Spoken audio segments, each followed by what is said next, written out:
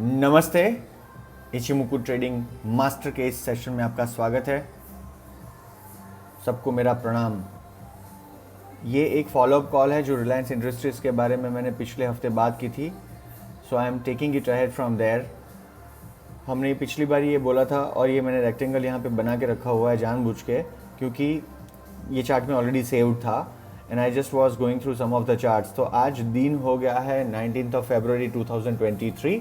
मैंने पिछले हफ्ते एक वीडियो बनाया था जिसमें मैंने रिलायंस को कवर किया था, क्योंकि ये निफ्टी का लीडर है और इसका वेटेज काफ़ी हाई है निफ्टी पे। तो अगर निफ्टी को चलना है तो इसके लिए रिलायंस को चलना बहुत ज़रूरी है।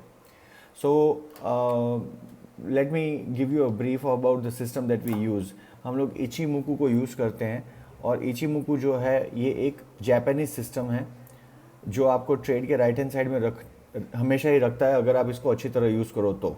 पिछली बारी मैंने जब ये वीडियो किया था तो I was going through the charts of Reliance. मैंने मेरे ख्याल में मैंने मंथली, डेली, आवरली सारे के सारे व्यूज़ दिए थे और मेरा जो मोटो था वो प्राइस अजम्पशंस नहीं था कि प्राइस कहाँ जाएगी, बट मेरा मोटो ये था कि मैं उसको एक स्टडी करके ये देखना चाहता था कि on a longer time frame क्या वो ऊपर जाने वाला है या नीचे जाने वाला है। उस वीडियो को आप एक बार वापस देख सकते हैं। There is a lot of information about Reliance in that. Coming back, हम इचिमुकु ट्रेडिंग सिस्टम को यूज़ करते हैं, इचिमुकु चार्टिंग कहते हैं जिसको, और ये सिस्टम हमेशा ही आपको ट्रेड के राइट हैंड साइड पे रखता है। इसमें ट्रेड के मौके कम बनते हैं unlike some of the other theories, जहाँ पर आपको हर एक मूवमेंट में एक आपको 15%, 20%, 30% का मूव या रिट्रेसमेंट देखने को मिलता है। तो इसमें आपको ना ये इमीडिएट बेसिस पे आपको बहुत सारे मौके नहीं मिलेंगे, लेकिन जो मौके मिलेंगे वो मौके सचोट होंगे और उसकी एक्यूरेसी काफ़ी अच्छी होती है। ऐसा भी बहुत बार होता है कि अगर आप कोई रेंज में फंस जाते हो इचिमुकु में तो आपके स्टॉप लॉस कटेंगे, लेकिन वो रेंज जैसे ही ख़त्म होगी और आप जब एक ट्रेंड में एंटर करोगे तो ये सिस्टम आपको ट्रेंड में at the right time enter करवा देगा और बाद में विथ द ट्रेंड आपको प्रॉफिट्स दिलवाएगा। तो अगर आपके कोई लॉसेज हुए हैं तो वो सारे लॉसेस को एक अच्छा ट्रेड ही कवर करके प्रॉफिटेबल आपको बना सकता है। ठीक है, now I am returning to my conversation on Reliance Industries. ठीक है जी, ये मैंने पिछली बारी जब ये वीडियो की थी तो मैंने यहाँ पर ये एक रेक्टेंगल बनाया था और मैंने ये कहा था कि ये रेक्टेंगल को जैसे ही प्राइस पियर्स करके ऊपर या नीचे की ओर जाएगी तो बहुत स्पीड में प्राइस मूव होगी। ठीक है जी, तो ये 14 फरवरी में आखिरकार ये होने लग गया। 14 फरवरी को 2330 2330 का लेवल था, वहाँ खुला ये और 2377 पर क्लोज हुआ। उसके बाद उसके नेक्स्ट डे 15 फरवरी 2375 में खुला और उसके बाद वो पहुँच गया 2431। उसके बाद वो पहुँच गया उसके ऊपर, बट वो रेड कैंडल थी, दैट्स ओके। 2461 पे वहाँ पर आपको एक अच्छा मुनाफा हुआ होगा। तो जो लेवल्स हमने सजेस्ट किए थे कि ये जैसे ही इसको पार करेगा 2386 को, इमीडिएटली उसके बाद ये ऑलमोस्ट यानी 2386 and it made a high of 2462, 80 रुपये का इसने आपको एक मुनाफा दिया होगा अगर तो आपने इसमें ट्रेड किया होगा तो। लार्जली फ्रॉम इचिमुकु स्टैंड पॉइंट अगर आप देखेंगे, डेली कैंडल मैंने अभी यहाँ पे दिखाई हुई है। हमारा जो एक इचिमुकु के जो कंपोनेंट्स होते हैं उसमें एक कंपोनेंट है जिसका नाम है बेस लाइन।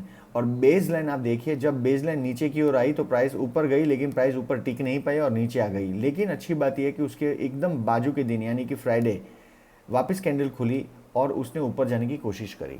तो यहाँ पर हमारा वीक एंड हो गया और अब हम लोग नेक्स्ट वीक में एंटर करने वाले हैं। आगे का रुझान क्या है, what is the cloud telling us और द चार्ट टेलिंग अस? आगे का ये है कि डेली चार्ट अभी भी नेगेटिव है। क्यों नेगेटिव है? क्लाउड टोटली रेड है, प्राइस जो है वो कुछ खास ऊपर गई नहीं है फ्रॉम द बेस लाइन, और हमारी जो कन्वर्जन लाइन है वो बेस लाइन के नीचे है। हमारा जो एक और कंपोनेंट है जो चीकू जिसको बोलते हैं, ये अभी भी इसके ऊपर प्राइस है और ये ट्रैफिक में फंसने वाला है, मतलब ये प्राइस के जोन में जाने वाला है। इसका मतलब क्या होता है? इसका मतलब ये होता है कि ये रेंज में है। ठीक है, इसके 5 कंपोनेंट होते हैं प्राइमरली।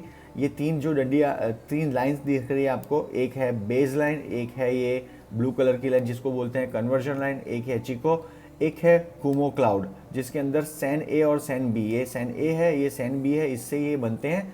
तो ये 5 लाइंस हो गई और एक हमारा क्लाउड है ग्रीन और रेड। तो ओवरऑल हमारे 6 मेजर कंपोनेंट्स होते हैं। इसके अलावा इसकी टाइम थियरी, प्राइस थियरी, ये अलग थियरीज होती हैं और इसके आधार पे आप टारगेट्स और डेज भी डिसाइड कर सकते हो। इसके बारे में भी मैं आज चर्चा करने वाला हूँ, बट पहले मैं आपको एक ज़रा बता दूं कि प्राइस का मूवमेंट कैसे हो सकता है इन द कमिंग वीक।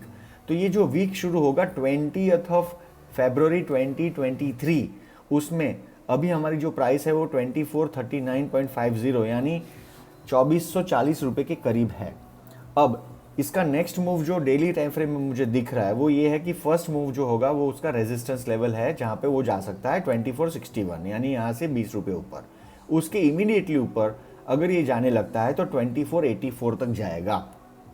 अब एक और चीज़ भी हो सकती है, क्योंकि ये ऑलरेडी यहाँ पर ऊपर चढ़ गया था तो रिट्रेस हो सकता है, और अगर ये रिट्रेस होता है तो इसका फर्स्ट लेवल ऑफ सपोर्ट जो होगा वो 2387 होगा और इसका सेकंड लेवल ऑफ सपोर्ट जो होगा वो 2352 होगा। 2352 को अगर ये पार करने लग जाए नीचे तो यहाँ पे उसको बहुत तगड़ा सपोर्ट मिलेगा और उसके बाद में ये वापस थोड़ा सा 2400 तक आने की कोशिश करेगा। तो अगर आप इसमें इन्वेस्टेड है तो डरने की बात नहीं है, ये एकदम से धड़ल्ले से अदानी की तरह नीचे नहीं चला जाएगा। बट मैंने मेरे पिछले कॉन्वर्जेशन यानी कि सेशन में ये कहा था कि ओवरऑल रिलायंस के जो हालात है वो मुझे बहुत अच्छे नहीं लग रहे हैं, क्योंकि ये धीमे धीमे धीमे धीमे चल रहा है और अभी ये बॉटम की ओर है। अगर आप इसके लॉन्ग टर्म व्यू को देखें तो वहाँ पे हम आ जाते हैं। इसका जो बॉटम बना था पिछली बारी, ये बॉटम के बिल्कुल नज़दीक से अब उड़ान भरने की कोशिश कर रहा है। उसका बॉटम क्या था 2304 और ये सितंबर 22 में बना था। तो ये यहीं पे सपोर्ट ले रहा है और ऊपर जाता है। अब ऊपर जाएगा तो इसके ऊपर पहला मैंने जैसे कहा रेजिस्टेंस 2482 है, उसके बाद में सेकंड रेजिस्टेंस 2600 है और थर्ड रेजिस्टेंस 2742। मुझे जो लगता है वो ये है कि ये यहाँ पर 2630 वाले जो रेंज में है यहीं पे अटक जाएगा in the best of the possibilities. मैं एक टाइम फ्रेम नीचे जाता हूँ और यहाँ पे देखते हैं क्या हो रहा है। यहाँ पर ये ऑलरेडी क्लाउड के ऊपर आ चुका है और ये क्लाउड के ऊपर आने के बाद अगर ये क्लाउड का ये जो रेजिस्टेंस है 2461 इसको पार करता है तो इमीडिएटली यहाँ पे ये चला जाएगा 2484 पे और ये बाद में यहाँ पे सपोर्ट लेके यहाँ पे नई रेंज बनाएगा। पॉसिबिलिटी ये बिल्कुल है कि यहाँ तक जाए। एक और पॉसिबिलिटी जो बन रही है वो ये है कि ये क्योंकि ऊपर काफ़ी चढ़ गया है, यहाँ से 2300 से ऑलमोस्ट 2460, 150 रुपये चढ़ गया है, तो यहाँ पे ये थोड़ा सा रिट्रेस हो जाए, ठीक है। और ये रिट्रेस अगर होता है तो ये 2352 के नीचे नहीं जाएगा। राइट नाउ एज पर इचिमुकु ये पॉजिटिव ट्रेंड में है on 1 hour time frame, but जब तक ये 2460 को पार नहीं करता है यहाँ पे कोई भी नया ट्रेड नहीं पॉसिबल है। और अभी विद इन दिस रेंज ये 2442 और 2422 की रेंज में है। ये जब ये यहाँ से प्राइस ऊपर जाएगी तो यहाँ पे आ जाएगी 101% 2461 और उसके बाद जाएगी 2483। मैं 15 मिनट की टाइम फ्रेम में चल रहा हूँ। 15 मिनट की टाइम फ्रेम जैसे आप देख सकते हैं पूरी की पूरी टोटली फ्लैट हो चुकी है और ये एक अच्छा मूव तभी दिखाएगी जब इसका 2462 और नीचे की ओर 2423 टूट जाए।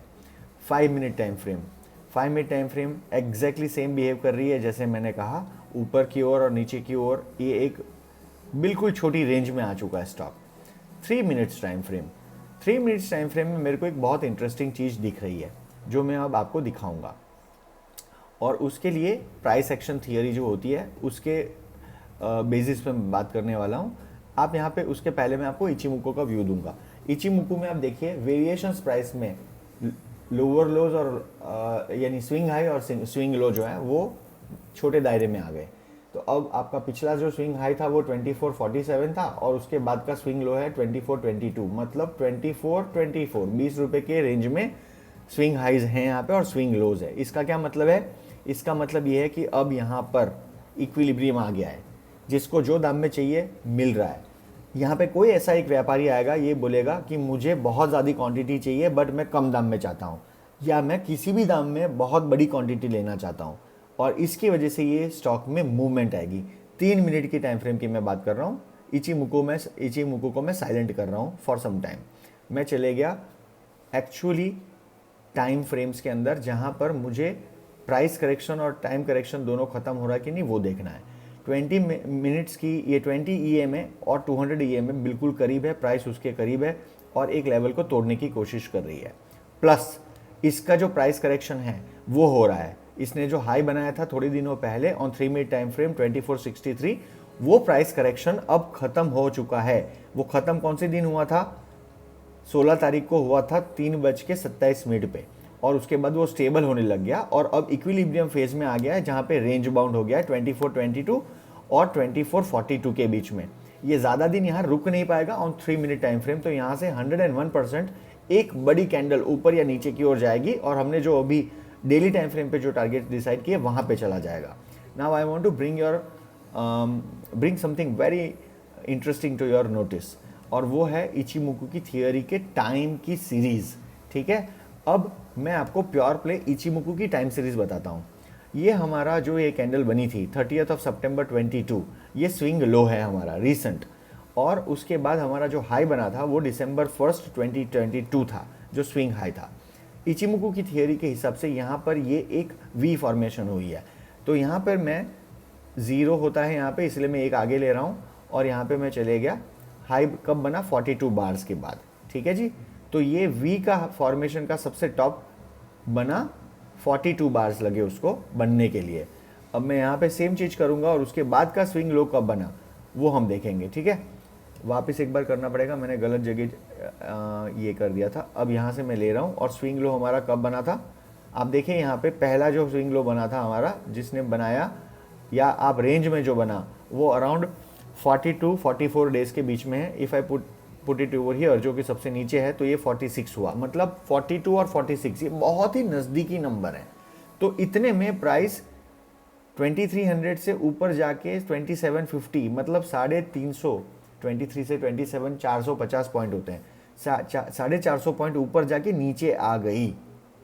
एक ऐसा ही इंटरेस्टिंग, और मैं आपको एक चीज़ बताता हूँ, यहाँ का ये जो इस लास्ट स्विंग हाई बना, उसके पहले का जो हायर हाई था, वहाँ से उसको जाने में 14 बार्स लगे टॉप पे, और उसी तरह मैं अगर वहाँ से उसके बाजू के हायर हाइस की लोअर लो की बात करूँ, लोअर हाई की सॉरी, तो वहाँ पर उसको 15 बार्स लगे। The point I am trying to draw is very simple. Ichimoku की जो टाइम थियोरी है, जो हायर हाई हायर लो और लाइकवाइज लोज के लिए भी काम करती है और हाइस के लिए भी काम करती है, इसके आधार पे हम बहुत सारी चीज़ों को प्रिडिक्ट कर सकते हैं।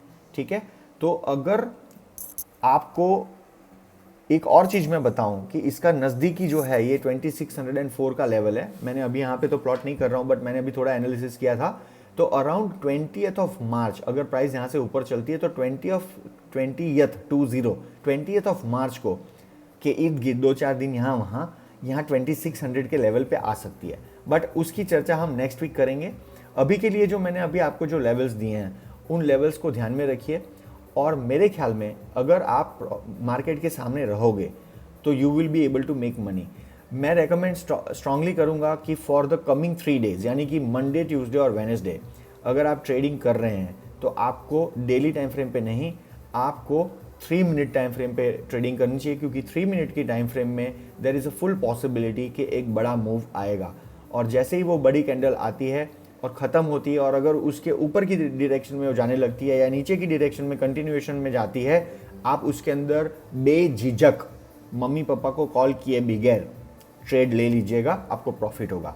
ठीक है, नेक्स्ट सेशन में मिलेंगे, तब तक शुभ रात्रि, जय हिंद।